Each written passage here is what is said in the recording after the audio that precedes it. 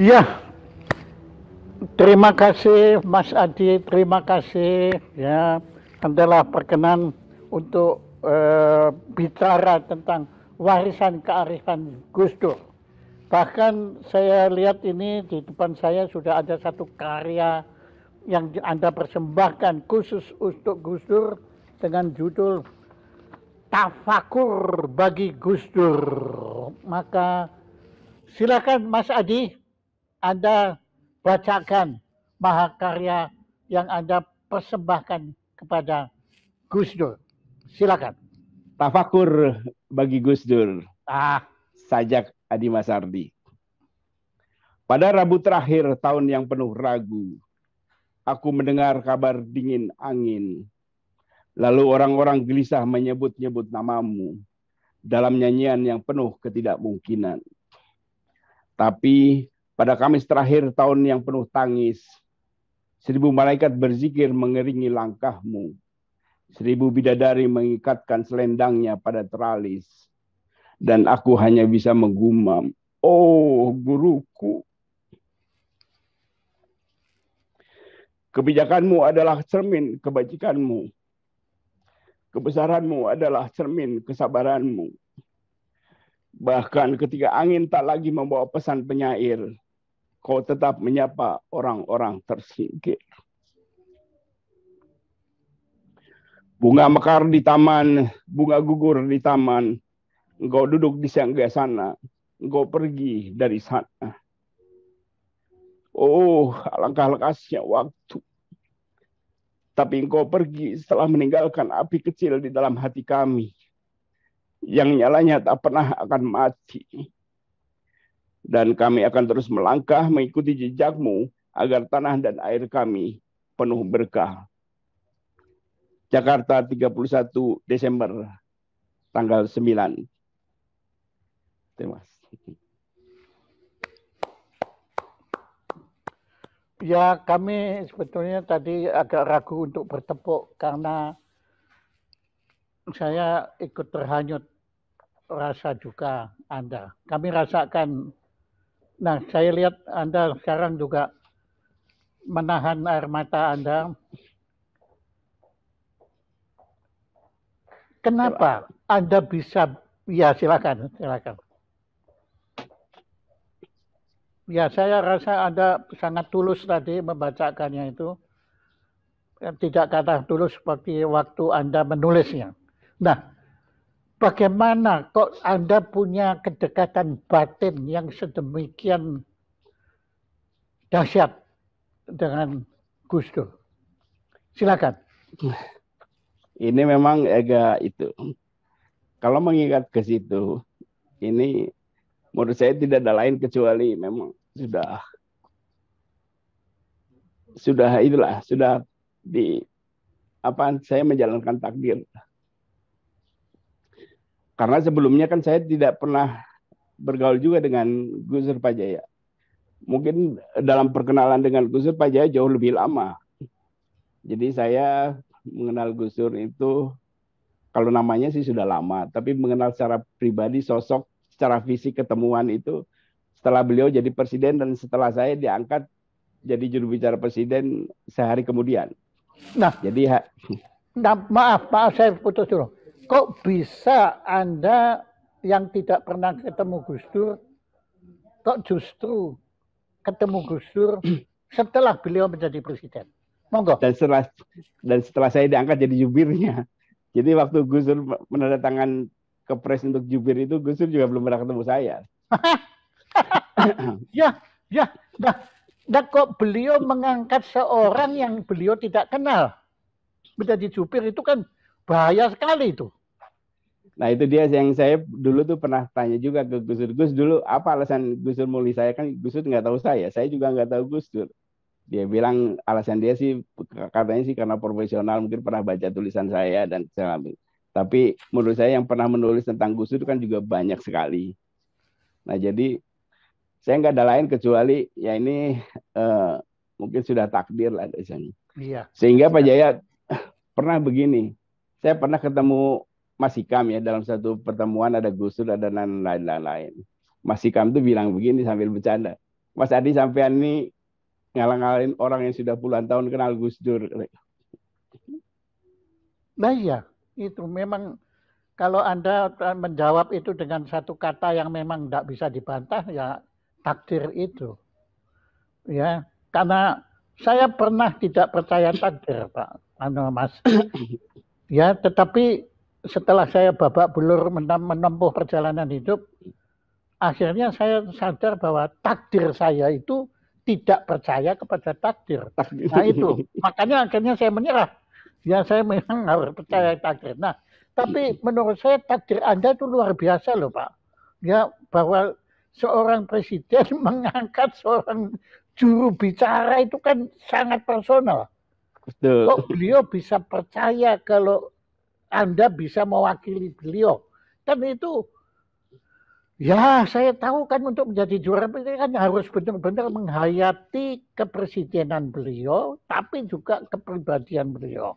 Nah itu bagaimana Anda kemudian mampu menunaikan tugas Anda. Nah itu takdir yang kedua, bagaimana itu? Ya, jadi mungkin ini saya bilang salah satu bukti kewalian Gus Dur itu memilih saya sebagai jubir yang tidak dia kenal. Nah ya, itu. Makanya Anda kemudian menunaikan tugas Anda menurut saya dengan bagus itu bagaimana itu? Ya, mula-mula kan saya pelajari juga. Ini ketika saya menjadi juru bicara itu kan berarti saya menjadi lidahnya orang tersebut. Kalau misalnya saya menjadi diangkat sama Pak Jaya jadi juru bicara Pak Jaya, kan saya harus tahu betul Pak Jaya itu siapa. Kalau saya menyampaikan pikiran-pikiran ini apa benar apa enggak. Ntar jangan-jangan saya cuma jadi korban menyampaikan tapi Pak Jaya sendiri tidak melaksanakan itu. Nah, jadi atau sebaliknya. atau sebaliknya. Ya, oke. Nah, saya pelajari itu kan bahwa ini orang yang saya mau juru bicara ini benar apa enggak. Nah, kemudian kan saya melakukan observasi kemana-mana. Jadi begitulah saya pelajari pikiran-pikirannya. Dan banyak orang kan hanya mengagumi pikiran-pikiran beliau. Nah, saya mencoba mencari tahu pisau analisis apa sih yang dipakai oleh Gus Dur sehingga untuk persoalan ini dia bisa sikapnya A, misalnya untuk persoalan B dia sikapnya B. Nah, itu kan kalau kita hanya belajar dari bacaan-bacaan dari pikiran-pikiran beliau kan kalau ada satu masalah yang belum pernah diungkapkan oleh beliau kan saya tidak paham bagaimana jalan keluarnya. Nah, jadi saya teringat itu apa namanya pesan dari Fukuzawa pendiri Keio University di Tokyo itu. Jadi dia bilang kalau kamu baca buku, kamu cari tahu jalan pikiran penulis buku itu kenapa bisa melahirkan pikiran semacam itu. Nah, sehingga saya pelajari kan, sehingga kalau saya ditanya Pak Jaya, kalau misalnya, kalau soal ini Gus Dur kira-kira jawabannya apa, insya Allah saya bisa menjawab. Dan kemungkinan lebih dekat ke yang pikiran Gus Durnya dibandingkan dengan misalnya yang lain. Nah, jadi Anda bisa memberi contoh kasus. Contoh nah, kasus. misalnya ketika ini setelah beliau nggak menjadi presiden ya, ketika mau mencalonkan kembali menjadi ketua PBNU tahun 2004, kan teman-teman wartawan bertanya, Asadi itu Gus Dur apaan sih? Sudah jadi ketua PBNU 3 kali, sudah bekas mantan presiden masih mau nyalon PBNU. Dasarnya apa? Saya langsung terkelebat, Pak Jaya. Pikiran tiba-tiba omongan saya itu lancar. Dan saya jawab begini kepada wartawan, ada 3 hal kenapa Gus Dur harus mencalonkan kembali dari PBNU. Pertama itu bahasa langit, perintah dari kiai-kiai. Nah, bahasa langit itu kira-kira kan menjelaskan bahwa bangsa Indonesia ini perlu ormas besar keagamaan NU dipimpin oleh Gus Dur. Nah, persoalannya kenapa harus Gus Dur? Emang yang lain tidak bisa? Saya jawab begini, waktu tahun 2004 itu kan setelah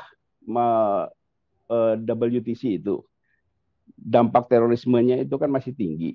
Saya bilang, untuk melawan stigma Islam teroris itu hanya di dunia ini hanya ada satu, yaitu di Islam di Asia. Asia itu mana? Asia itu adalah Indonesia. Indonesia itu apa? PBNU. PBNU itu siapa? Harus dipimpin oleh Gus Dur. yang bisa menjelaskan karena waktu itu kan semua Islam di Timur Tengah juga tidak dipakai sebagai referensi anti teror. Nah, jadi yang bisa menjelaskan ini adalah kalau Gus Dur menjadi ketua PBNU karena beliau juga paham demokrasi. Nah, kemudian yang ketiga itu ini Indonesia baru saja bikin tradisi politik baru. Presiden dipilih langsung. Kemudian DPR dipilih langsung. Ada dua kekuatan besar yang kalau benturan itu berbahaya, harus ada kekuatan ketiga. Kekuatan ketiga itu apa? Adalah NU. Tetapi kalau dipimpin oleh Gus Dur menjadi bandul keseimbangan, Pak. Jadi kalau konflik antara eksekutif dan legislatif, Gus Dur tinggal memilih mana yang benar, dia ikut ke situ pasti menang. Jadi perlu keseimbangan itu. Nah, tapi di tengah jalan itu tidak terjadi. Nah, saya tahu ini cocok ketika Gus Dur di Solo itu mengumpulkan kiai-kiai kos. Beliau menjelaskan bahwa kenapa saya harus jadi ketua PBNU.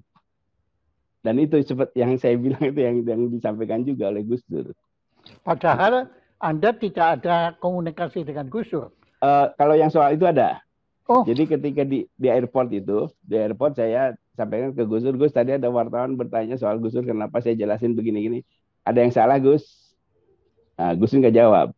Tapi ketika berkumpul dengan kiai-kiai kos, itu dia sampaikan itu. Terus kemudian yang kedua itu soal ketika kita embargo berita setelah Gus Dur dilengserkan, kan kita masih di istana. Kita nggak pernah ngomong sama wartawan dalam beberapa hari. Kemudian karena saya iba juga sama teman-teman wartawan sudah berhari-hari di istana nggak ada berita, itu saya bilang kita kumpul, saya konferensi pers. Saya bilang begini. Jadi menurut Gus Dur, presiden itu di backup oleh 3 hal. Pertama, secara politik, kedua secara hukum, ketiga secara moral. Secara politik, Gus Dur sudah dilengserkan, tapi secara moral dan politik, secara moral dan hukum, Gus Dur masih tetap presiden. Kemudian saya sampaikan ke Gus Dur. Gus, tadi saya jawab itu. Ya sudah, nanti saya juga jawab begitu. Gitu, Pak. Jadi akhirnya sudah ada frekuensi kesamaan cara berpikir ya atau batin itu dengan Anda gitu ya, Gus Dur. Ya kurang lebih seperti itu karena saya kan juga di luar penugasan itu kan saya sering ngobrol. Jadi yang sering ngobrol dengan presiden itu juru bicara itu cuma saya. Karena Yahya kan sama Wimar kan punya kesibukan yang lain-lain. Saya sering jalan juga bareng-bareng. Yes. Saya percaya itu karena saya juga sebagai seorang pemusik itu kadang-kadang dengan beberapa teman pemusik kita nggak pernah ketemu, tetapi kalau ketemu tanpa latihan kita bisa main sama-sama. Betul. Nah, ya itu saya yakin ada sesuatu yang frekuensi batinnya itu sudah sama gitu loh. Nah, oke, secara profesional Anda jelas mampu menunaikan tugas.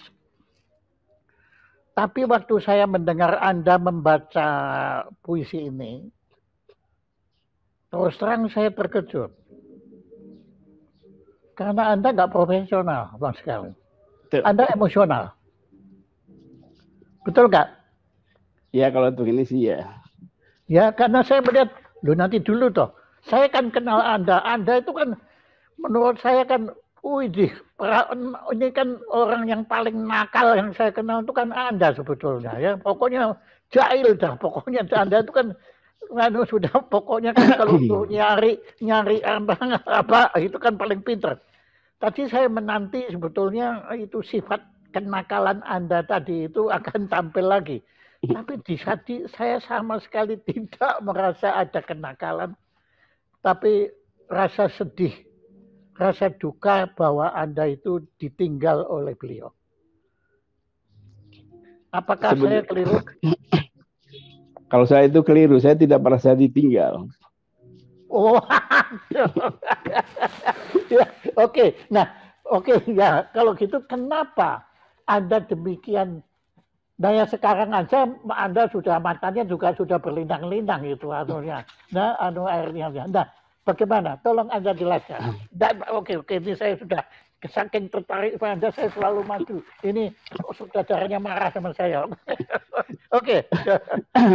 Jadi begini kan, ketika saya ikut Gus Dur ini kan saya mengikuti jalan pikirannya, jalan perjuangannya.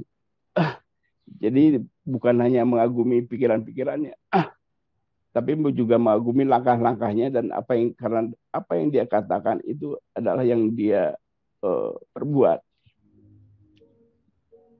Nah, saya hampir tidak pernah menemukan sosok seperti ini lagi. Saya bergaul dengan banyak politisi, tapi yang belum pikirannya belum terkena COVID itu, yang kata-kata dan perbuatannya itu tidak berjarak. Nah, sekarang ini kan karena COVID itu kata-kata dan perbuatan bisa berjarak jauh, Pak Jaya. Distancing ya. Distancing. jadi hanya pada Gus Dur, dan kemudian kalau sekarang sih saya menemukan hal ini kepada Riza Ramli ya. Nah, jadi orang yang konsisten. Nah, jadi kan kalau kita lihat judulnya, warisan kearifan Gus Dur. Nah, warisan kearifan Gus Dur ini kan, kearifan ini baru kita tahu kalau orangnya sudah tiada. Nah, kearifan ini kan harus tracknya tuh harus sama, Pak Jaya. Nah, kalau saya perhatikan Gus Dur ini dari waktu perjuangannya saya hanya baca-baca aja. Nah, yang menarik lagi gini, Pak Jaya. Setelah saya berdekat dengan Gus Dur, ternyata Gus Dur itu punya 3 lapisan. Lapisan untuk berjuang itu ya antara lain dengan Pak Jaya. Untuk berjuang, tapi begitu berhasil perjuangannya dia ngajak Adi Masardi ke istana. Tidak ngajak Pak Jaya, yang diajak orang lain. Jadi teman berjuang sama teman bekerja itu beda. Kemudian harusnya sih ada teman bagi hasil. Saya bilang, Gus, teman bagi hasil siapa? Nah, jadi ini kan kurang ajarnya teman bagi hasil. Aduh, kanan tuh kurang ajar kali kalau. Nah, jadi kalau soal perjuangan Pak Jaya lebih paham lah, karena saya tidak pernah mengikuti Gus Dur berjuang kan, tapi kurang lebih kan dia tetap arif. Contohnya misalnya ketika dia harus berhadapan dengan Orde Baru dengan Soeharto, Gus Dur kan tidak membawa NU-nya, Pak Jaya. Dia sangat arif. Dia tidak ingin orang-orang yang tidak ngerti apa-apa itu terkena, karena itu dia membuat Fordem untuk perjuangannya. Dia sama sekali tidak melibatkan PBNU, tidak melibatkan kiai-kiai. Dia berjuang antara lain dengan Pak Jaya itu yang dihasil. Ya. Saya baru sadar ini. Oke. Terus anunya. Jadi, nah, ketika ada tekanan keras terhadap politik kepada organisasi, Gus Dur tidak sungkan-sungkan ikut pemerintah dalam contohnya soal azas tunggal Pancasila. NU nggak berpikir macam-macam juga, langsung ikut. Nah, dulu itu saya tanya, kenapa Gus kita begitu cepat begitu? Dia bilang, sampean belum pernah mengalami berhadapan dengan monster sih. Jadi ngikut dulu. Nah, tapi kan kita tahu ketika perlawanan terhadap Orde Baru yang paling di depan itu Gus Dur. Sampai kemudian ada ancaman-ancaman dan lain-lain. Cuma kemudian juga di Cipasung. Nah, itu perjuangan. Nah, tapi yang penting lagi itu ketika perjuangan sudah sampai ke puncak prestasi, yaitu Gus Dur mendapat amanah kekuasaan, itu dia tidak berubah, Pak. Dia tetap arif. Dan yang di puisi saya kan, kebijakanmu adalah cermin kebajikanmu. Jadi kebijakan-kebijakan itu memang berdasarkan kebajikan-kebajikan, karena itu hampir boleh dibilang 100% nggak ada kebijakan Gus Dur yang menyengsarakan orang, menyengsarakan rakyat. Semua dipikir. Nah, untuk soal itu saya punya pengalaman begini. Ketika pertama kali saya bertemu, kan dipanggil oleh Presiden, saya, Wimar, kemudian saya Staku, kemudian satu lagi dari ex officio Biro Pes, Mas Darmawan. Pertanyaan saya kepada Gus Dur satu aja. Gus, ini gimana nih, ada pansus Bulog Gate kan masih embrio nih, baru mau dibentuk. Ini nanti kan akan berbahaya buat kita. Harus mau diselesaikan nggak Gus? Saya ada teman-teman semua ikut di situ. Jawaban Gus Dur itu, jangan, biarin aja. DPR itu kan tugasnya adalah ngomong. Ini kan baru bisa ngomong sekarang ini. Kalau kita tutup mulutnya nanti nggak akan bisa ngomong lagi. Kita perlu parlemen yang bicara, parlemen yang mengkritik. Nah, hal ini kemudian kan belakangan saya banyak eh, eh, ketemu dengan Pak Bahtiar Hamzah. Banyak jalan sama Pak Bahtiar Hamzah, sama-sama di Koalisi Aksi Menyelamatkan Indonesia. Pak Bahtiar Hamzah juga baru tahu setelah saya kasih tahu kemarin itu. Pak Bahtiar, saya tahu nggak nama pertama yang saya sebut di depan Gus Dur itu ada nama Pak Bahtiar yang sedang membuat pansus, merencanakan pembuatan pansus Bulog Gate. Terus apa kata Gus Dur? Gus Dur bilang biarin aja, biar ngomong nanti kalau kita bungkam nanti nggak bisa ngomong lagi. Oh begitu ya. Nah terus Pak Bahtiar itu menjelaskan lagi, oh pantesan sepanjang saya di pansus itu tidak ada sinyal apapun dari istana. Saya berteman baik dengan Riza Ramli, dengan beberapa kali, dengan Gus Dur juga baik, kok nggak pernah ada sinyal, stop gitu. Nah, saya bilang itulah Gus Dur. Gus Dur membedakan antara parlemen, tugas parlemen memang seperti itu, dan kita memang tidak boleh ikut campur. Biarkan parlemen urusan parlemen. Begitu juga dengan wartawan yang mengkritik, biarkan terus mengkritik. Ya ini eh, jadi dalam mengelola kekuasaan itu dia tetap arif. Nah, yang menarik itu kan ketika ini sampai puncak, kemudian eh, ada sidang istimewa. Nah, ada dari Senayan nih, kontak saya, orang Golkar. Mas Adi kita ngobrol nanti soal kemungkinan SI nih. Saya bilang jangan mas saya emang nggak punya pengaruh apa-apa, saya nggak punya partai, bukan orang politik, saya mah cuma juru bicara. Sampai ngobrol lah sama Muhaimin Iskandar. Saya kontaklah Muhaimin Iskandar, kemudian Muhaimin bawa teman-temannya. Kemudian ngobrol lah sama perwakilan politisi Senayan. Nah, dalam kongko itu nanti Pak Jai bisa cek sama Muhaimin. Ada deal. Jadi dealnya itu begini. Udah yang penting Gus Dur datang ke sana ngomong apa saja nanti kita voting Gus Dur menang.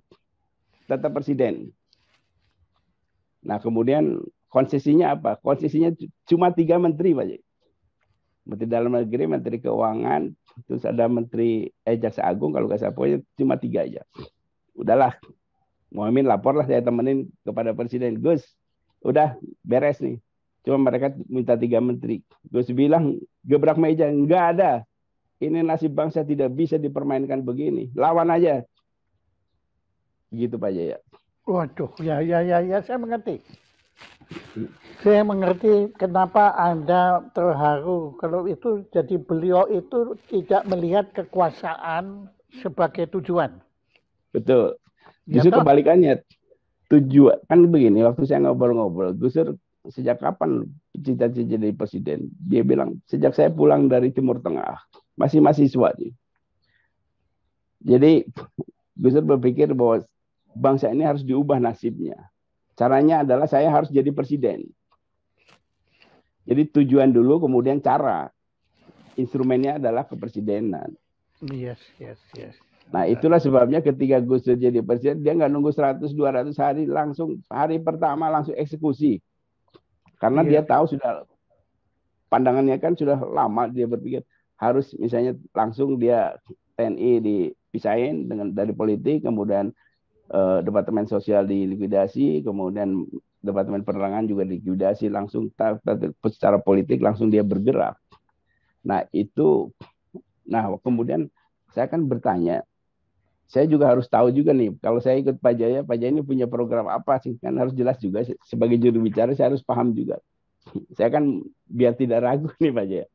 Saya ngobrol sama Gus Dur, Gus punya resep apa untuk mengatasi krisis ini?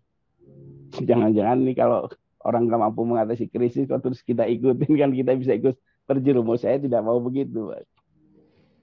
Nah Gus Dur kemudian ngomong begini loh, saya ini kan Islam, kajian saya hanya Al-Quran. Jadi rumusan pemecahan krisis itu juga saya dapat dari Quran, yaitu surat Yusuf. Itu di kitab suci yang lain juga ada tentang Nabi Yusuf yang 7 sapi gemuk, 7 sapi kurus itu Pak Jaya. Kan di Injil juga ada. Maksudnya apa Gus? Gus bilang begini, ini krisis kita ini kan mulai tahun 77. Jadi kalau sesuai dengan surat Yusuf itu akan terjadi krisis 7 tahun. Jadi kalau mulai dari 97 maka selesai tahun 2004. Nah, Gus Dur bilang persoalannya adalah bahwa saya kan memulai membangun ini kan setelah krisis 2 tahun 99. Jadi terlambat. Sudah begitu kalau Nabi Yusuf kan menjelang krisis dia sudah persiapkan dulu. Sudah tahu. Kalau ini kan kita nggak tahu. Nah, karena itu dia cepat-cepat membangun fondasi. Fondasinya sih apa? Demokrasi, kebebasan sipil, kemudian keterlibatan militer di dalam politik, itu fondasi kuat. Nah, tapi baru menata 1-2 batu sebagai fondasi, Gus Dur sudah digulingkan. Nah, tapi waktu saya tanya, terus gimana Gus? Saya bilang kan karena saya lebih mencintai kekuasaan, saya bilang udah Gus deal nggak apa-apa lah, sampean nggak boleh begitu. Cuma 3 menteri ini, dia bilang ini nasib rakyat tidak bisa dibuktikan. Iya, padahal waktu itu sebetulnya kalau Gus Dur mau, beliau bisa menyelamatkan kekuasaan ya. Betul. Ya, tapi kan sikap Gus Dur begitu. Jadi kalau kita sekali masuk terperangkap ke situ, Gus Dur bilang kita akan susah keluar. Iya. Oh iya. Kalau pinjam istilahnya. Nah, terus yang menarik lagi ketika Gus Dur menyampaikan begini. Ya sudahlah, ini kan politik. Kekuasaan politik ya kita harus menerima risiko politiknya. Kalau kalah ya tersingkir. Iya. Nah, komitmen dan konsekuensi ini yang saya tidak temukan lagi kepada politisi sekarang. Politisi sekarang kan kue politiknya mau, tapi risiko politiknya dia nggak mau. Iya. Gus Dur paham. Iya. Ya, nah, tapi sebelum lanjut, tadi saya tertarik sekali bahwa Anda menyatakan kita tidak punya penerus Gus Dur. Nah, tapi tadi Anda secara sadar atau tidak sadar, Anda mengucapkan Anda menemukan sebetulnya penerus Gus Dur yaitu Rizal Ramli. Ya. Nah, monggo. Saya kenal benar Rizal Ramli, saya sangat kenal karena kami sering bertiga dengan Gus Dur itu. Ya, pokoknya ya itu kalau sudah kumpul ya kita ya seperti ya gimana ya, sudah tanpa ngomong aja sudah ngerti gitu lah. Ya. Nah, oke. Nah, tapi tolong Anda ceritakan pendapat Anda, kok Anda bisa menganggap Rizal Ramli ini yang memiliki atau meneruskan kearifan Gus Dur itu. Silakan. Nah, saya lihat kan gini, ada background yang sama, frekuensi yang sama. Contoh nih, teman-teman Gus Dur itu dari zaman dulu sampai menjelang wafat itu tetap orangnya. Dia tetap kenal Pak Jaya dalam situasi apapun, ketika berkuasa juga tetap ingat Pak Jaya. Saya masih ingat juga kalau Gus Dur pingin soto ambengan itu dia telepon saya, coba aku undang Pak Jaya itu biar bawa soto itu bangkong. Iya, soto bangkong. Jadi kalau ada Pak Jaya saya bisa makan enak, makan soto bangkong. Iya, tapi saya itu disalahkan loh itu. Gara-gara itu makanya kan gulanya Gus Dur naik terus itu gara-gara soto bangkong. Bukan. Nah, Gus Dur ini kan pecinta perubahan Pak Jaya. Okay. Jadi kan adanya kan dokter Umar itu ngasih obat begini sudah dikasih obat, makannya tetap diatur. Terus Gus Dur bilang, "Lu kalau pakai obat terus makannya tetap terus apa manfaatnya obat?" Dia mau kalau ada obat. Ya pokoknya alasan mau soto bangkong gitulah apapun. Oke, kembali lagi ke Rizal Ramli.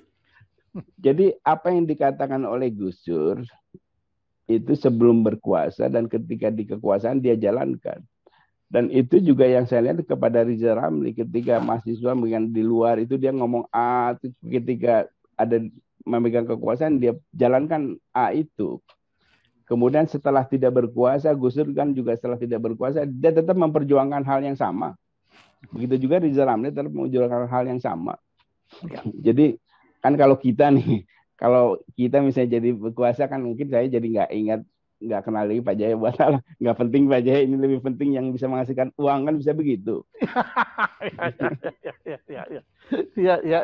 Nah, Gus Dur di Ramli kan sama waktu, contoh misalnya yang terakhir waktu Menko kan tetap juga komunikasi dengan Pak Jaya. Setelah enggak juga tetap komunikasi dengan Pak Jaya. Dan orang yang mengotak Gus Dur, yang temannya yang sebelum berkuasa dan begitu juga dengan Raja Salim kan nggak ada masalah, tetap komunikasi. Nah jadi dan gaya hidupnya juga Pak Jaya, Gus Dur dan Rizal Ramli ya orang yang biasa-biasa aja lah. Saya mungkin lebih mewah saya gaya hidupnya dibandingkan dengan Gus Dur dengan Rizal Ramli. Saya masih bisa ngafe, bisa senang-senang. Nah dua orang ini enggak Pak Jaya. Oh ya. Dan ini juga yang menarik itu ketika Gus Dur memilih Rizal Ramli kan tidak mendaftar menjadi anggota kabinetnya Gus Dur. Iya. Nah, jadi ya persis ya seperti Anda kan, Anda juga nggak mendaftar. Bicara kan, ya. Nah, jadi Gus Dur itu kepemimpinan Gus Dur sama ya kurang lebih sama. Kalau saya bicara Gus Dur ya kira-kira elemennya dengan Rizal Ramli sama, cuma bedanya Rizal Ramli nggak bisa ngaji itu aja. Jadi karena ini konteksnya kan kearifan Gus Dur, nanti kira-kira saya mulai dari kearifan Gus Dur dalam mengelola pemerintahan dulu. Karena Gus Dur sudah bercita-cita lama untuk mengubah nasib bangsa ini Pak Jaya. Dia sudah tahu konsepnya. Dan di dalam benaknya beliau ini sudah tahu juga timnya. Siapa yang harus dilibatkan. Iya. Nah jadi dalam memilih tim itu kan, kabinetnya, Gus Dur melihat jalan pikiran orang. Jalan pikirannya sesuai nggak dengan cita-citanya. Nah, Gus Dur kan punya cita-cita ingin mengubah nasib rakyat. Rakyat yang paling banyak itu kan rakyat bawah. Yes. Nah, rakyat bawah itu kebetulan mayoritas itu Nahdiyin. Nah, maka dia langsung ketemu siapa sih orang yang punya wawasan yang sama dengan Gus Dur, yang gak ada lain kecuali Rizal Ramli kan. Iya. Karena itu dia ditarik di situ. Jadi orang-orang yang sesuai dengan memiliki integritas dan kapasitas sesuai dengan apa yang dipikirkan oleh Gus Dur. Karena itu tim Gus Dur ini kurang lebih beginilah cara memilih tim itu sama dengan manajer sepak bola Inggris.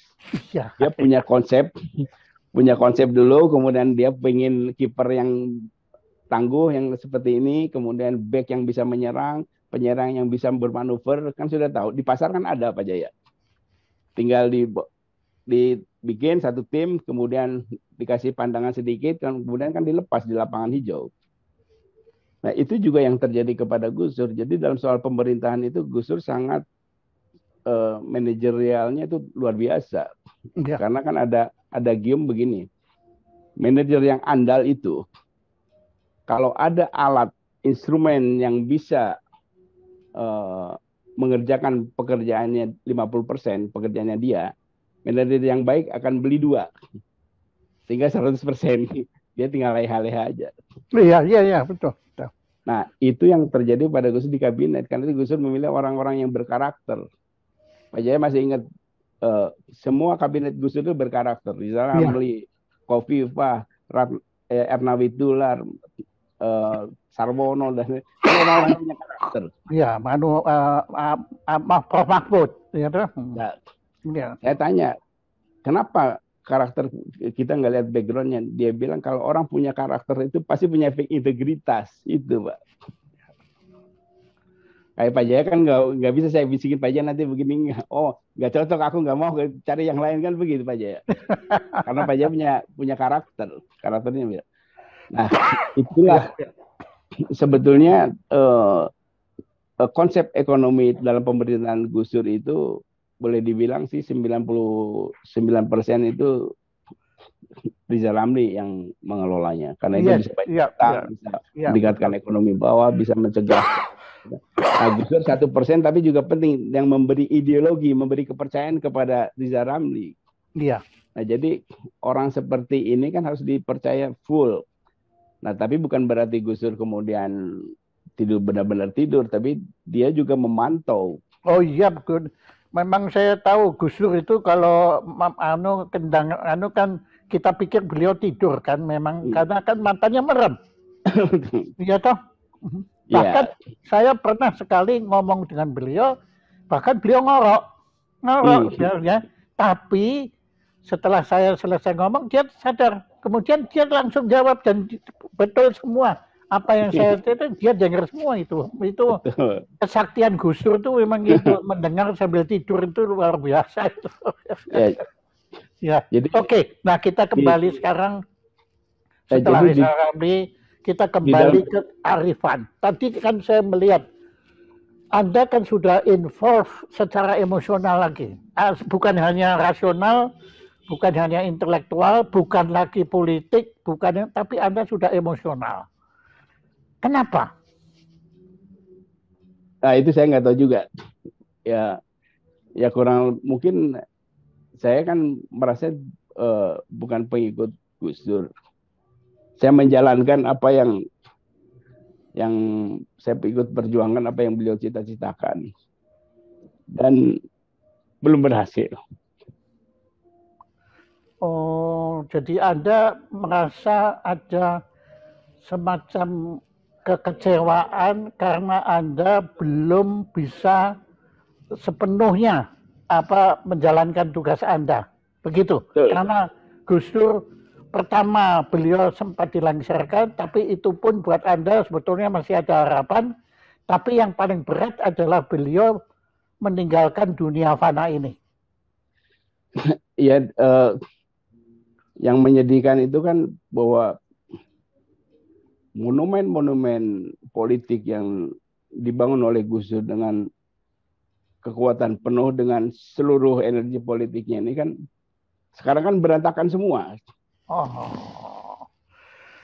Kebersamaan, toleransi, demokrasi, keadilan, juga mekanisme clean government, good governance kan jadi seolah-olah kalau kita melihat sekarang ini seolah-olah Gus Dur itu tidak pernah lahir di Indonesia, Pak Jaya. Iya, iya, iya, Ya ada iya. jejak-jejaknya. Itu yang Iya, iya, iya. Nah, ya coba. itu.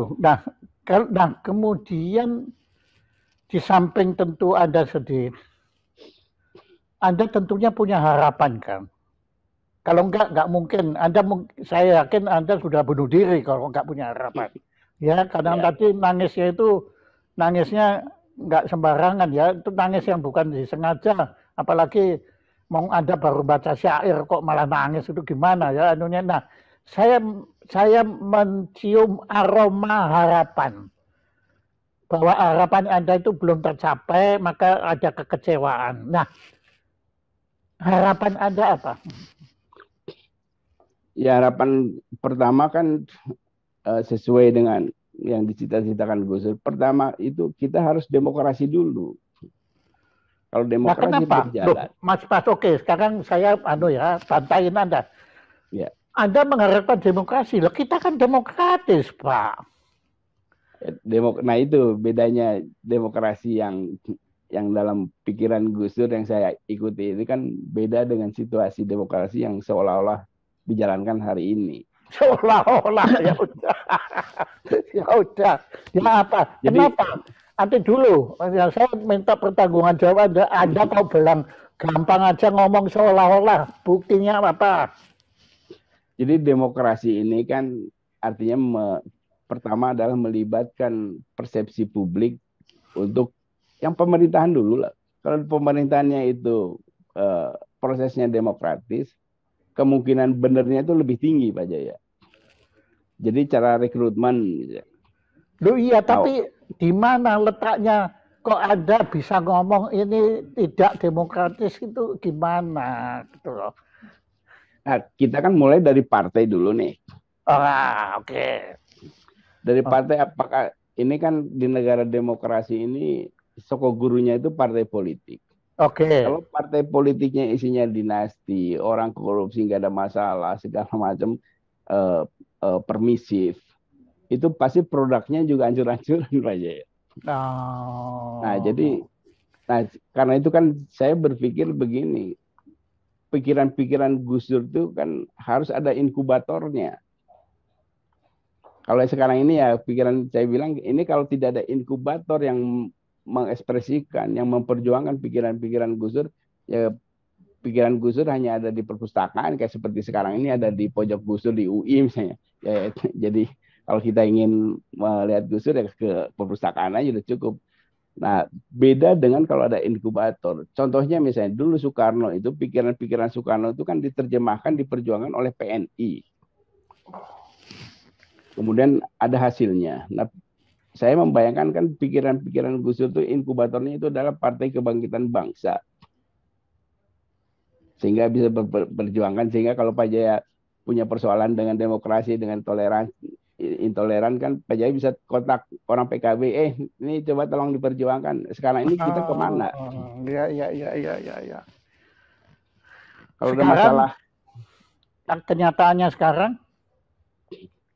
nah itu sebabnya dulu waktu saya ngobrol dengan Gus Dur ini memang karena politik ini sudah terlalu jauh tersesat ke dunia yang serba permisif, maka menurut Gus Dur partai politik itu perlu spiritualisme baru, perlu spiritual, gitu ya. Perlu nilai-nilai keagamaan. Nah kemudian Gus Dur ngasih contoh lah partai-partai politik seperti di Jepang misalnya yang Sogosokai itu oh organisasi ya, iya, iya, iya, Buddha, ya. membuat partai, ada partai politiknya juga. Kemudian di India misalnya Bharatiya membuat partai Bharatiya itu yang Hindu terbesar kan. Jadi di Eropa juga kekuatan-kekuatan agama kayak Katolik, kekuatan Katolik Protestan di Jerman kan menjadi suku guru politik. Karena itu politiknya lebih clear, lebih benar. Nah kemudian Gus Dur bilang itu, makanya kita bikin NU itu mendirikan PKB. Oh ya, ya, ya, ya, ya, Karena ya. perlu spiritual. Nah kemudian saya potong, tapi Gus kenapa PKB jadi kayak begini? Nah itu itu salah kepemimpinan yang kemudian tidak terkontrol karena intervensi yang pihak-pihak luar dan lain-lain. Nah jadi kalau melihat kita mau menjalankan demokrasi, ya memang dalam era modern ini tidak lain kecuali membenahi partai politik. Nah, oke, saya setuju. Nah, cuma kalau saya lihat problemnya sekarang ini kan partai politik kan dibiarkan menjadi mesin cari uang kan sekarang ini Pak, untuk membiayai mereka sendiri. Nah kemudian kan ada perhitungan rugi laba, neraca rugi laba. Jadi sekarang itu kan semua dihitung pakai uang Pak, anunya. Nah selama partai politik ini tidak dibiarkan mencari uang sendiri, apakah mungkin Pak itu tercapai? Kan yang diutamakan pasti duit. Kenapa kok kita tidak, ya gampangnya aja seperti kalau mau dibilang seperti Jerman. Jerman itu saya tahu benar partai politiknya sangat berfungsi itu karena mereka tidak cari uang, Pak. Mereka dibiayai oleh negara, tetapi mereka bertanggung jawab Betul. secara audit diaudit oleh negara. Auditnya itu baik uangnya maupun kegiatannya itu diawasi benar. Nah, kenapa kok kita tidak melakukan itu, Pak Mas? Jadi ketika Gus Dur presiden itu pernah mencoba melangkah ke arah situ. Jadi diminta Riza Ramli dipanggil Gus Dur, coba pikirkan itu partai itu bagaimana cara pembiayaannya. Kemudian pertama kali dalam sejarah pemerintahan di Indonesia, pemerintah memberi uang kepada partai politik tapi Oh, itu berdasarkan sudah suara yang masuk. terjadi. Sudah Sudah. terjadi. Oh. Jadi dulu itu satu suara itu Rp1.000 kalau nggak salah. Jadi kalau Pak Jaya punya partai politik dapat 11 juta ya kali 1.000, 11 juta kali 1.000, 11 juta. Sudah. Nah, jadi dana, tapi waktu itu kan kita mau meningkatkan lagi. Nah, ini pikiran ini kan sekarang ini sedang diperjuangkan kembali oleh Riza Ramli. Riza Ramli mau full pembiayaan partai politik itu dari APBN. Itu bisa dikontrol dengan syarat adalah semua partai politik harus mengubah ADART-nya menjadi demokratis. Jadi kalau Pak Jaya menjadi anggota partai punya hak juga untuk menjadi ketua, bukan hanya karena terah, karena ini. Jadi kalau nggak demokratis. Ya, ya, ya, ya, ya, ya, ya, ya. Nah, Oke. kemudian kalau nanti ketahuan kadernya ada yang korupsi misalnya, nanti ada akumulasi kartu kuning, Pak Jaya. Ya, ya, ya, ya, Misalnya ya, kalau ya. kalau di sepak bola kan 2 kartu kuning itu kartu merah, nanti nggak boleh ikut pertandingan 1 kali. Ya, ya, ya, ya, ya. Nah, itu harus Oh, konsisten juga. itu sudah dirancang ya. Sudah. Tapi, Tapi kan kemudian ya kita lewat, nah ini Rizal Ramli kan ingin mengembangkan kembali konsep itu. oh, saya terus terang baru tahu. Kalau gitu, saya segera setelah pembicaraan ini nanti saya kontak Rizal Ramli ya untuk menghidupkan kembali itu. Nanti. Iya, dengan demikian jadi setiap orang yang kalau saya misalnya tertarik ke dunia politik, saya masuk partai itu segala macam kebutuhannya itu dibiayai oleh partai politik dengan catatan kalau menyimpang masuk bui dan Iya, iya, nggak ada ampun. iya begitu Pak. Wah bukan main ya. Oke, wah terima Ya. kasih. Oke, ini ternyata saya sudah bisa memetik manfaat dari ngobrol dengan Anda ini. Monggo. Nah, selanjutnya, Nah, apa jadi lagi? soal kearifan itu kan tadi di dalam, jadi uh, kita cek nih, nanti kita flashback. Jadi ketika berjuang Pak Jaya ikut bersama-sama Gus Dur kan sangat arif, tidak mau konflik melibatkan, kalau konflik dirinya aja, dia tidak mau melibatkan orang lain, tidak mau merugikan nih. Kalau enggak kan Pak Jaya udah pasti udah ditangkap Orde Baru juga.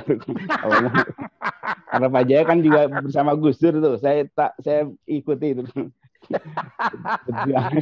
Anda tuh ojo kondo-kondo loh nanti. Saya akhirnya ditangkap belakangan.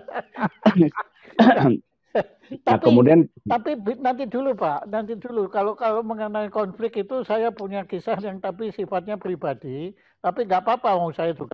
ya Gus Dur itu gimana kan Pak? kalau ya saking beliau kan sebetulnya seorang manajer yang baik sekali sehingga menteri-menterinya kan bekerja betul-betul full untuk beliau kan. Jadi beliau punya waktu juga untuk kadang-kadang itu kalau sore saya masih ingat kita layar-layar gitulah ya. Tapi pada satu hari pernah layar-layar itu mendadak saya juga baru ikut ngantuk-ngantuk itu tahu-tahu bilang gini, kok lama ya kita nggak ada masalah sama Amin Rais, dia bilang. Dia bilang, iya ya. Saya bilang kok lama ya nggak ada waktu itu karena kebetulan. Terus Gus Dur bilang gini, yuk kita gangguin ya supaya ada masalah. Jadi rupanya hubungan beliau dengan Amin Rais itu seperti Tom and Jerry itu loh Pak. Oke, tapi kan balik lagi, saya setuju. Kalau konflik itu saya setuju. Oke, apalagi? Silakan. Nah kemudian ketika yang penting ini kan ujian seseorang nih ketika berada di puncak kekuasaan. Apa yang dilakukan itu kan bisa tergambar tuh, bahwa lah waktu berjuang dia begini, waktu di kekuasaan kan juga Gus Dur sikapnya sama, tetap menjalankan amanah karena Gus Dur selalu bilang sama saya, jadi ada fikih kekuasaan versi Islam. Tasaruf al-imam al-aruriyah manutun bi al-maslahah. Wah, Jadi, silakan. Nah, ini nggak bisa saya. jadi Oke. semua tindak tanduk pemimpin itu harus mencerminkan dan harus tercermin, harus memperjuangkan tingkat kesejahteraan rakyat yang dipimpinnya. Jadi batuk pun harus dilihat dampaknya mensejahterakan apa enggak. Nah itu sebabnya Gus Dur sangat dalam kapasitasnya sebagai kepala pemerintahan, kepala negara itu selalu dalam kebijakannya itu yang penting adalah tidak menyakiti hati rakyat. Oh, ya. Itu juga sebabnya saya bebas itu kan. Terus gimana mekanismenya Gus? Kami bertanya Wimar, Yahya, saya. Dia bilang kamu boleh ngomong apa saja yang penting tidak menyakiti hati rakyat. Oh, ya. Makanya kita bebas ngomong apa saja sampai Pak Murdiono itu pernah marah sama Gus Dur nih. Gus itu gimana juru bicara Adi Mas Ardi itu ngomong.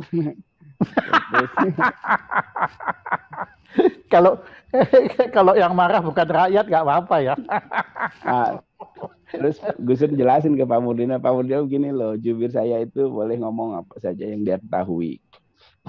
Dan yang enak itu kan kenapa kita juga bebas. Tapi meskipun bebas ini kan yang banyak bicara itu jubir itu saya. Dibandingkan Wimar apa Yahya itu agak males. Dia ngemales konflik-konflik. Kalau saya kan merasa orang baru di dunia politik langsung di pusat kekuasaan yang udah pokoknya inilah mengekspresikan kejubiran saya. Itu kita memiliki kebebasan untuk mengatakan segala sesuatu. Nah, tapi kan yang penting saya tidak ingin berbohong, Pak Jaya. Jadi kalau Gus Dur ketemuan tamu seseorang yang saya tahu bahwa pembicaranya kemungkinan sensitif, saya nggak ikut. Jadi jubir itu boleh ada di samping presiden dengan siapapun. Nah, jadi kalau ada tamu yang kira-kira sensitif, saya nggak ikut. Ketika ditanya wartawan ngomong apa, oh saya nggak tahu, saya nggak ikut, selesai. Karena memang nggak ikut. Ya, betul, supaya Anda nggak berbohong kan. Nah, sekarang saya mau tanya, sekarang andai katamologi ya, ini andai kata. Katamologi, siap. Andai katamologi ya, andai kata kan Gus Dur manusia biasa, ya kan pasti beliau juga pernah yang menurut Anda melakukan sesuatu yang menurut Anda itu tidak benar. Menurut Anda loh ya. Tapi Anda yakin kalau itu nggak benar. Tapi Gus Dur yakin kalau dia benar. Apa yang Anda lakukan? Apakah Anda akan tetap mendukung atau Anda akan terus terang bilang sama Gus Dur, Gus, ini menurut saya ini nggak benar, Gus. Itu bagaimana? Nah, biasanya kalau soal itu kan saya kaji dulu. Soal ini untuk apa nih? Kalau untuk kepresidenan, karena saya juru bicara presiden nih, itu mungkin saya akan berhitung ulang. Tetapi kalau itu untuk akan berhitung ulang. Oke. Apakah saya mau mengikuti terus atau tidak? Karena kan ini kita harus karena menjadi jubir ini kan ikhlas waktu. Karena honornya juga gajinya juga biasa-biasa aja, mungkin di bawah UKM, UMR. Oke. Ya sekarang. Jadi, tapi kalau misalnya itu sebagai waktu itu kan ketua Dewan Syuro PKB, kalau sebagai ketua Dewan Syuro atau sebagai orang tua, saya nggak punya hak untuk komplain. Jadi saya memilah-milah juga kalau pernyataan Gus Dur ini sebagai presiden nggak, karena saya hanya mau menjadi juru bicara Gus Dur dalam kapasitas presiden. Di luar itu kita nggak. Jadi kalau memang presidennya nggak benar, Anda kan nggak melihat itu siapa. Pokoknya kalau presidennya nggak benar ya Anda tidak mau menjadi juru bicaranya karena Anda kan tidak sesuai dengan nurani. Nah, jadi artinya Anda tetap memiliki kebebasan nurani. Betul. Dan itu memang yang kita jaga. Hebat. Bagus. Jadi soal pemilahan itu, nah sekarang ini kan pemilahan ini, misalnya sidang kabinet. Saya tidak pernah mau bicara soal hasil sidang kabinet. Karena itu kewenangannya orang kabinet. Sekap boleh, sekretaris kabinet atau Menko yang bicara. Tapi kalau Presiden ngomong apa di dalam kabinet itu saya bisa bicara. Gus Dur ngomong apa ya? Tapi bukan opini ya, bukan betul. Opini. Ya, okay. Nah, jadi memang yang menarik ini kan pandangan orang sebagian besar yang sampai kepada saya. Saya kan tadinya nobody nih. Begitu Pak Jaya juga nggak tahu nih siapa di Mas Hadi kan. Tapi begitu jadi juru bicara presiden kan nampak seolah-olah cerdas nih. Padahal kita biasa-biasa aja. Dan ada pertahankan kesan seolah-olah itu Anda pertahankan kan? Ya? Nah, pertama kan karena begini, di situ nggak ada rahasia. Kita boleh ngomong sesuai dengan yang ada di hati. Kita lihat misalnya ini kita omongkan, jadi nggak ada yang nggak takut ada orang tersinggung, ada presiden tersinggung. Jadi kita happy. Nah sekarang kan, nah jubir setelah itu kan orang cerdas-cerdas, orang pintar-pintar. Ya. Tapi begitu jadi jubir, jadi tampak bodoh. Oke, gini Bang. Ini saya waktu yang membatasi. Sebetulnya kalau saya mau ya, kalau bisa sampai besok pagi kayak wayang kulit begitu. Tapi begini, Mas, ada kok pindah tempat ya? Oke. Nah, begini. Halo. Ya, Masih dengar ya? Nah, masih. ini ada permintaan khusus dari penggemar Anda di sini semua ya, terutama Ibu Ella itu yang itu kan penggemar Anda kelas berat itu. Nah, tolong Anda pernah punya suatu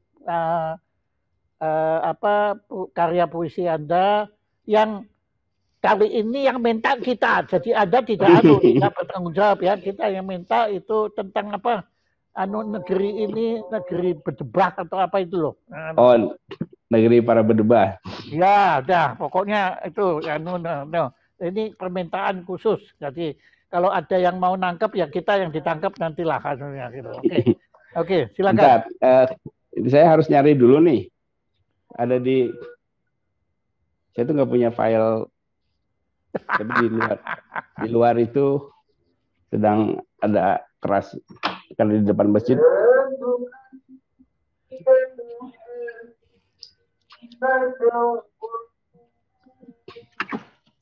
Jadi mungkin sambil menunggu saya mencari, kita Silakan. ngobrol dulu Silakan. soal hal yang menarik nih, Pak. Ya, silakan. Yang orang. Jadi ketika saya bercerita kepada Pak Bahtiar Hamzah soal betapa demokratisnya Gus Dur, kemudian Pak Bahtiar juga heran. Dia mengatakan bahwa ya waktu itu beliau juga sebagai anggota DPR hanya menjalankan tugas ke DPR-annya. Nah, tapi dia bilang memang yang paling sangar itu, yang paling semangat teman-teman dari PDIP. Ya. Teman PDIP, bahkan rapat-rapat itu banyak di tempatnya Arifin Panigoro. Oh, ya. Oke. Dan Sri Mulyani juga ada di situ juga. Oke. Nah, kemudian yang menarik lagi ini kan pandangan orang tentang pelengseran Gus Dur nih. Jadi orang mengira kan Gus Dur dilengserkan itu karena mengeluarkan dekret. Nah, ini yang harus diluruskan. Padahal dekret itu muncul untuk mencegah sidang istimewa. Jadi kronologinya begini. Pada hari Minggu, tanggal 22 Juli kalau nggak salah, tahun 2001, di Kebagusan di rumah Megawati kumpullah para pimpinan partai politik. Setelah partai politik berkumpul, kemudian begitu keluar dari rumah Megawati, Amin Rais muncul sebagai juru bicara. Besok akan ada pergantian pimpinan nasional. Coba flashback lagi Pak Jaya, pasti ingat masih. Oke. Nah, kemudian waktu itu anggota MPR di seluruh Indonesia sudah kumpul di situ. Memang ingin menggelar sidang istimewa karena Gus Dur mengangkat Kapolri waktu itu menggantikan Bimantoro, yaitu Pak ada calon pokoknya mengganti Kapolri, Khairuddin Ismail.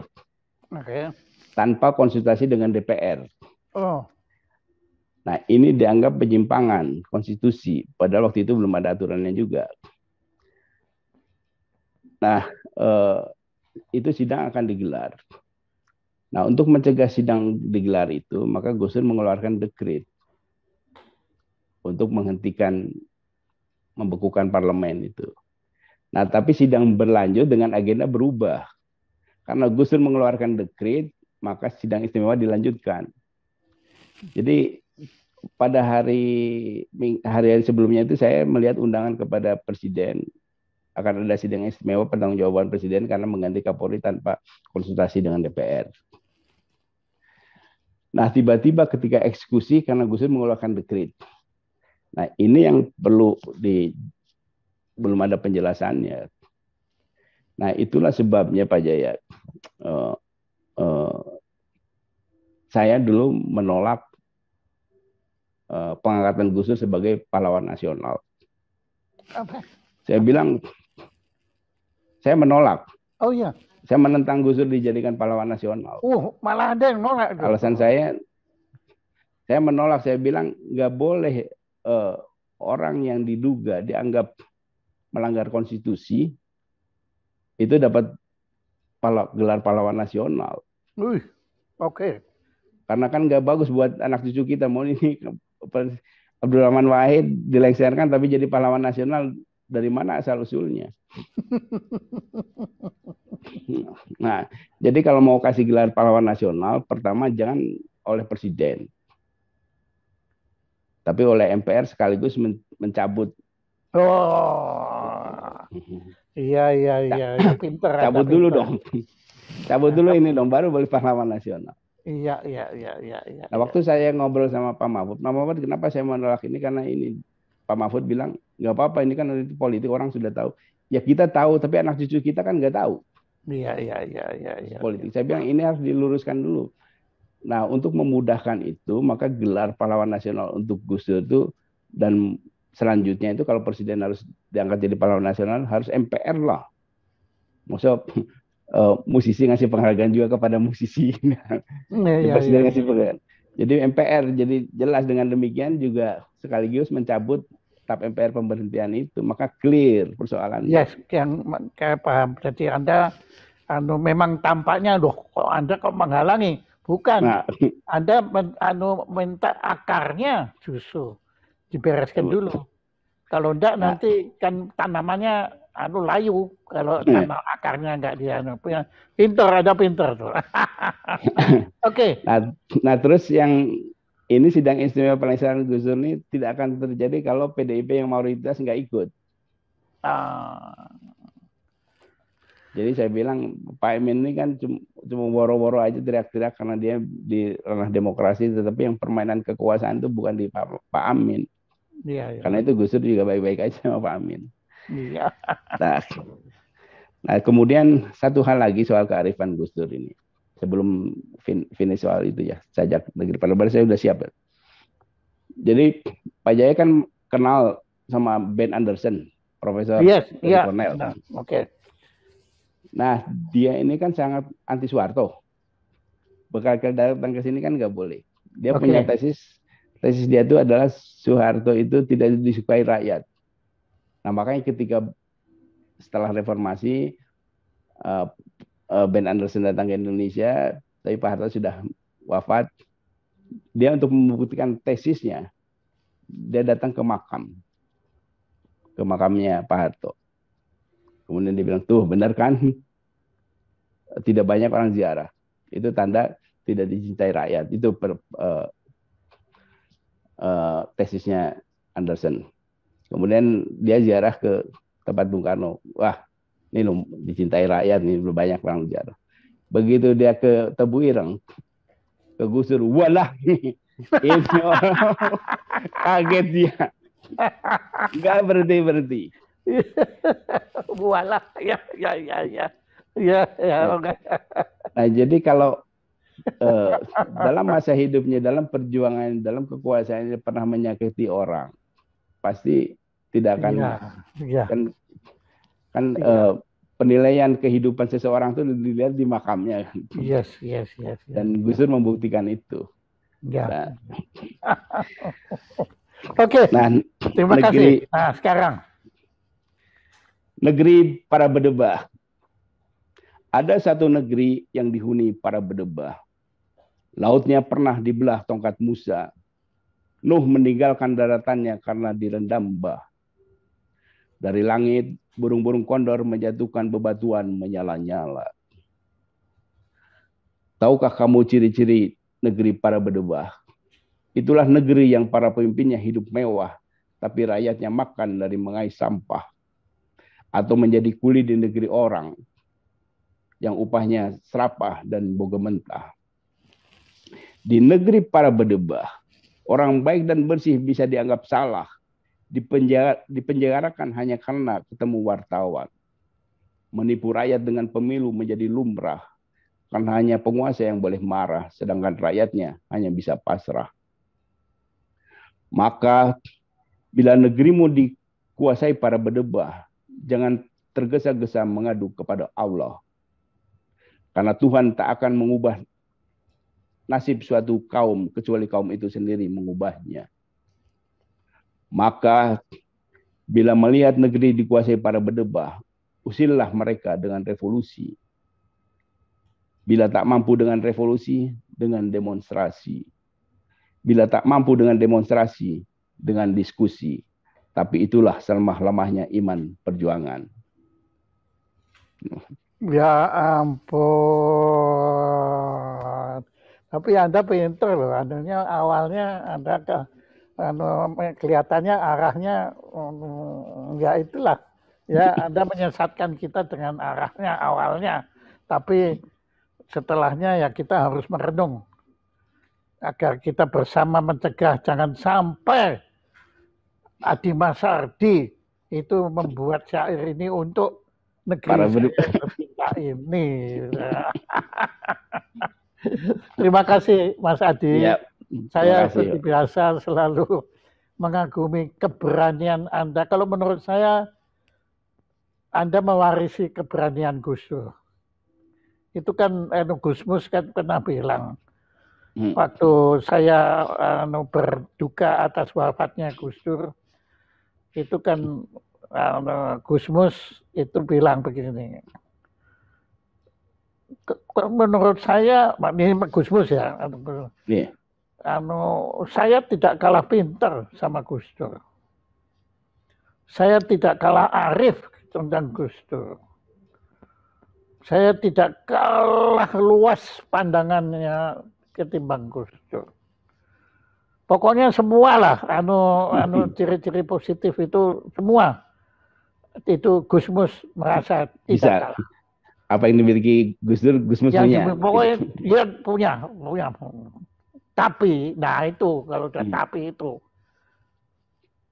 saya tidak punya keberanian seperti Gus Dur. Itu luar biasa sekali dan menurut saya Anda mewarisi keberanian. Tapi gini Pak Jaya, untuk Oke. Soal keberanian, saya kan melihat di Indonesia ini ada beberapa orang yang berani. Selain Gus Dur kan ada Munir, ada juga Bardin Lopa. Nah, 3 orang yang pemberani ini, saya selidiki kenapa dia berani. Kenapa saya enggak? Rupanya ketiga orang ini enggak punya utang, Pak. Oh, tidak tersandera. Tidak tersandera. Oh. Nah, jadi tidak ada perhitungan. Kayak contoh misalnya ada pesantren, ada kiai besar punya pesantren. Waktu itu saya numpang bikin perlawanan di situ. Masa ditolong jangan di sini, kita masih mau bangun ini, saya mau bangun itu. Gitu loh, Pak. Nah, jadi Gus Dur nggak punya utang kepada siapa-siapa. Jadi Riza Ramli kan juga sama. Dia juga nggak punya utang. Jadi sebetulnya melihat orang baik sekarang ini gampang. Orang yang berani berteriak itu kemungkinan besar orang baik. Karena kalau punya sedikit saja cacat pasti udah diungkit-ungkit. Iya. Buzzer segala macam itu. Jadi kalau saya masih bisa bicara berarti termasuk orang yang lumayan baik lah. Kecuali sama Pak Jaya saya punya utang. Sama Anda, kalau Anda kata punya utang Anda sudah lunas sampai pakai bunganya dengan Anda mau menerima. Ini kan sebetulnya saya sudah pernah wawancara Anda. Cuma waktu itu karena Anda orang pertama yang saya wawancara, itu tim kita tuh masih belum pinter gitu, banyak kelemahan-kelemahannya. Ya. Tapi memang kelihatannya ada yang menghambat takdir itu seperti tadi. Takdir. Saya itu sebetulnya sudah 100 mungkin acara seperti ini. Baru kali ini saya itu nggak bisa nahan saya ke belakangnya baru ini tadi. Tapi kan syukur alhamdulillah bisa kelanjut. Oke. Saya ucapkan terima kasih Mas Adi. Saya nggak punya apa-apa ya, tapi kan saya berhutang kepada Anda ucapan terima kasih. Maka saya melunaskan itu dengan sangat sederhana, yaitu sekedar satu piagam hitam putih, nggak ada murah sekali nilai rupiahnya, tetapi ya moga-moga bisa mengungkapkan sedikit terima kasih saya kepada Anda telah berkenan menjadi narasumber acara sederhana kami ini. Terima kasih, Mas Adi. Terima Ini kasih. saya Salam kirim. buat para Terima, penggemar Jaya ya, Supranaso semua. terima kasih. Terima Ya. kasih.